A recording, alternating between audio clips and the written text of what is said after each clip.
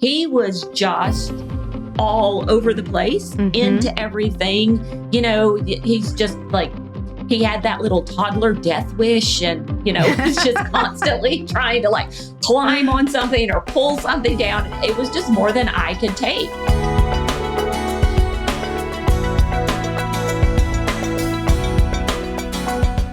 So now we need to flip the script and ask the question that is inevitable. What would be difficult, challenging, frustrating, or even terrible about the idea of multi-age homeschooling? Well, I've got lots of those. Okay.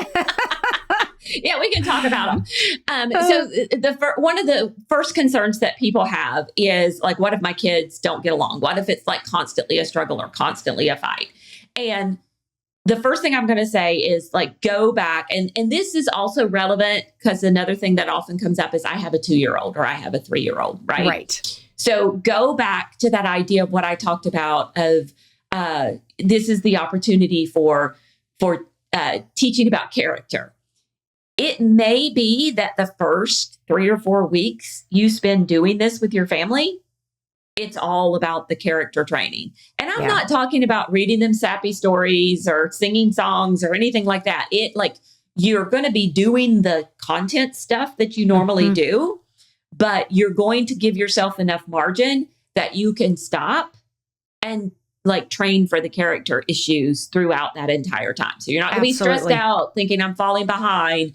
You're going to stop and you're going to take the 2-year-old out of the room over and over again. You're going to show them like, you have to be quiet. And there are strategies that you could use. You're going to be like putting Cheerios on the high chair tray and giving them things to do with their hands, and even going outside and letting them paint with water on the driveway while you're doing the read aloud or whatever. There are all those strategies you can employ.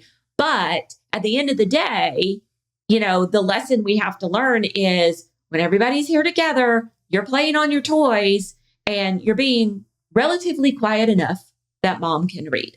And that's what you're teaching. And the same thing with kids fighting. It's like, we're going to be here together. We're going to be doing this and we're not going to be fighting. And the thing you're focusing on for the first few weeks is the not fighting.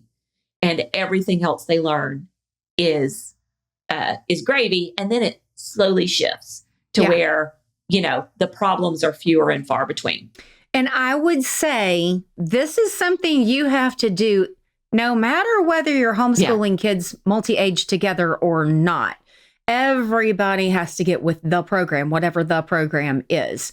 So it's part of, I think a lot of homeschoolers forget that part of our job is character training as much as it is academic training. And that, they get really worried that they're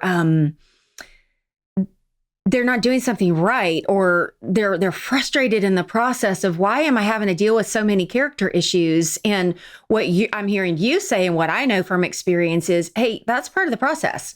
And it would be part of the process. Even if you were putting kids on the school bus, you'd have to work on what do we do in the mornings to get on the school bus on time, right? Yeah. Or what do we do in the afternoons to get the homework done? So there is a level of parenting that I don't want people to forget that they have to do. And don't blame it on something like multi-age homeschooling as the problem. Just know that you're going to run into problems anywhere. Right. So it's a matter of solving those particular problems. And every once in a while, we come up against people who are like, this just wouldn't work for me. Right. Yeah. I needed to have they needed to be separated. It was just stealing all of our joy. And in which case I would say, separate your kids and teach them separately. Sadly, I'm very sorry and sad because it's so much fun to do it the other way. But if that's just the way it is. And back to the toddler, there was a period of time when my youngest was like 13 months old until he was 22 months old. We did not do morning time. Okay. Because he was just all over the place, into everything. He's just like, he had that little toddler death wish, and, he's just constantly trying to like climb on something or pull something down. It was just more than I could take. And so I said, you know what?